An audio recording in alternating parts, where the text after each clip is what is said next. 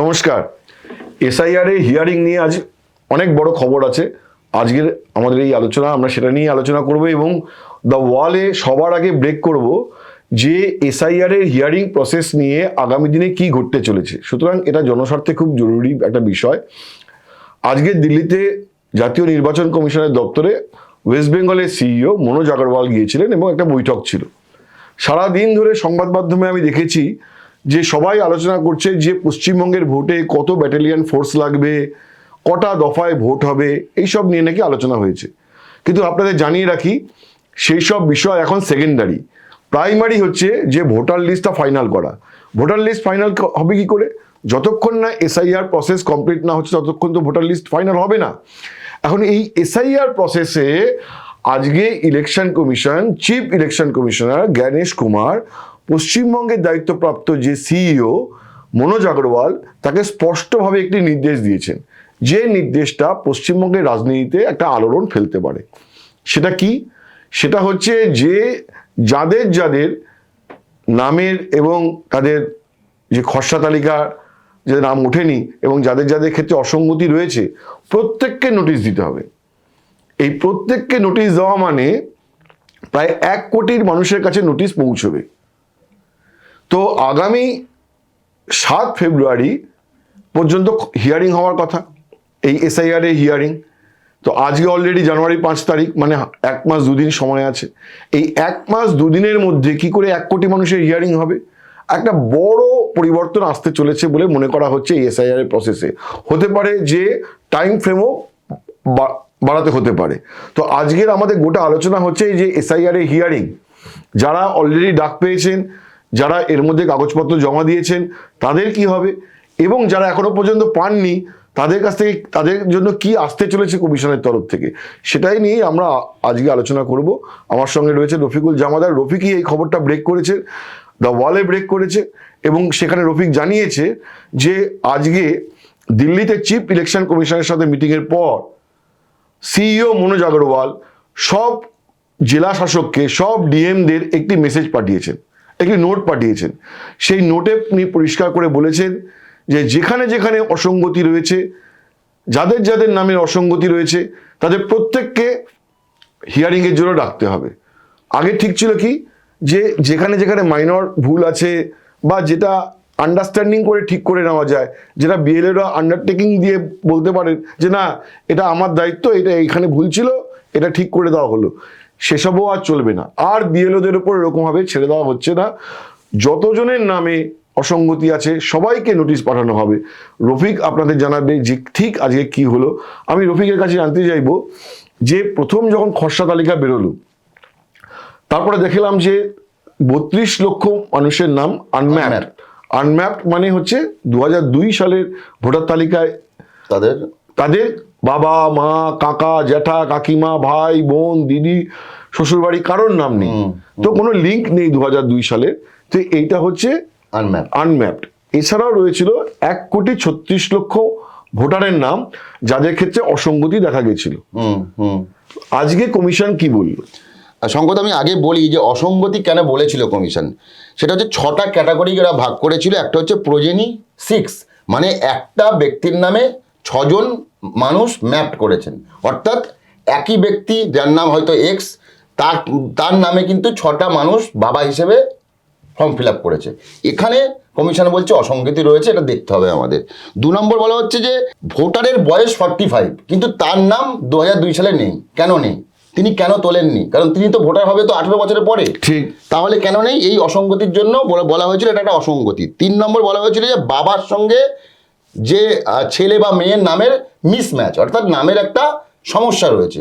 এই সমস্যাগুলো যেটা কমিশন আগে বলেছিল যে এইটা একটা ছোটোখাটো সমস্যা, এইটা বিএলওরা যেমনটা তুমি বললে নিজেদের দায়িত্ব নিয়ে এটাকে রেকটিফাই করতে পারবে, এবং তাতেই মনে করা হয়েছিল সংখ্যাটা অনেকটা কমবে 1,36,00,000 থেকে।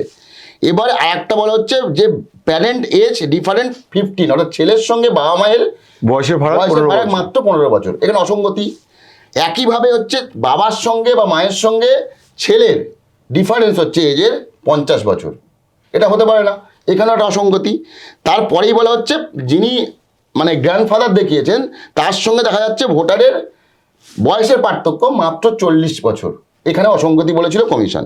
পাশাপাশি হচ্ছে ইলেক্টেড জেন্ডার মিসম্যাচ, অর্থাৎ মেল ফিমেলে এই যে কটা ক্যাটাগরি মানে বললাম, পুরুষটা মহিলা হয়ে গেছে, মহিষটা পুরুষ হয়ে গেছে। এইটা কমিশন বলেছিল এটা মানে ব্যাকএন্ডে কাজ করতে গিয়ে টেকনিক্যাল ফল্ট হতে পারে, যে এই সমস্যাগুলো আমরা বলেছি যাতে বিএলওরা দেখে এটা ঠিক করে নেয়।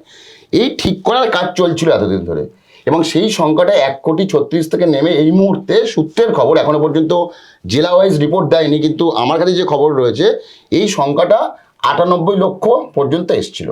এবং যারা ডিও অর্থাৎ জেলার ডিএম যারা এই কাজটা করছেন, তারাও মনে করেছিল যেভাবে আমরা এগোচ্ছিলাম ছোটোখাটো যে ভুলগুলো, সেইটা সংখ্যাটা অনেকটাই কমবে।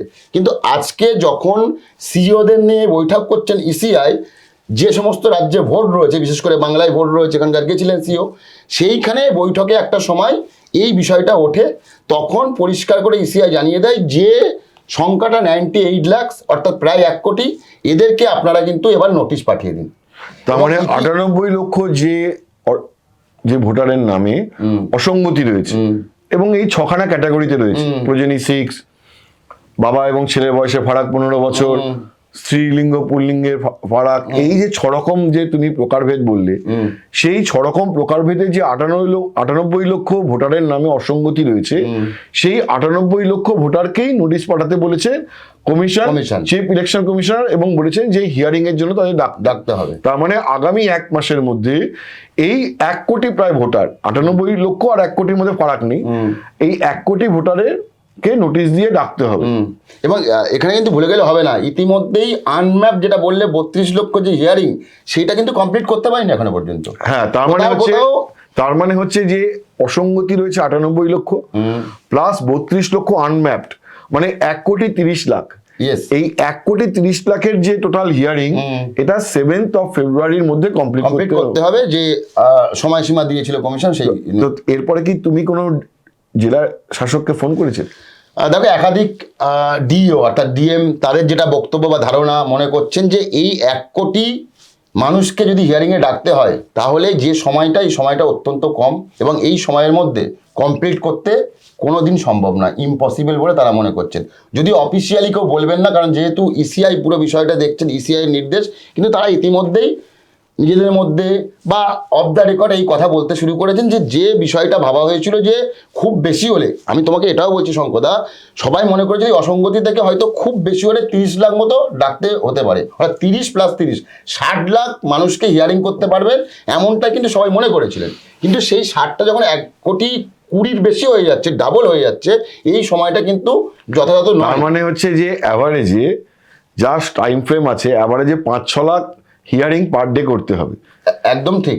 এবং হচ্ছে যে প্রতিটা জেলাতে অ্যাভারেজে দিনে প্রায় 20-25 হাজার হিয়ারিং কমপ্লিট করতে হবে। তো জেলাতে 20-25 হাজার মানুষের হিয়ারিং করা একদিনে, মানে একটা জায়গায় 20,000 মানুষের জমায়েত, মানে ভাবা যেতে পারে যে কত বড় লাইন।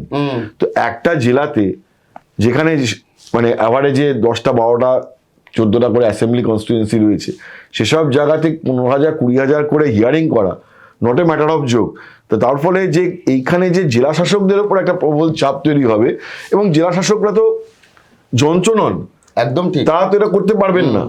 তুমি আজকে যে কথাবার্তা বলেছো প্রাথমিকভাবে 2 বা 3 ডিএম এর সঙ্গে, এবং তাদের নাম আমি জানতে চাইবো না, কারণ তাদের সাথে একটা অফ রেকর্ড ডিসকাশন হয়েছে, ফলে তাদের নাম আমরা এখানে জানাতে পারবো না। কিন্তু প্র্যাকটিক্যালি তারা বলছেন যে এটা সম্ভব নয় যে এই 1,30,00,000 প্রায় যে হিয়ারিং 1 মাসের মধ্যে কমপ্লিট করা, একদম হিউম্যানলি পসিবল না। তাকে মেশিন হতে হবে, তাকে মেশিন হতে হবে।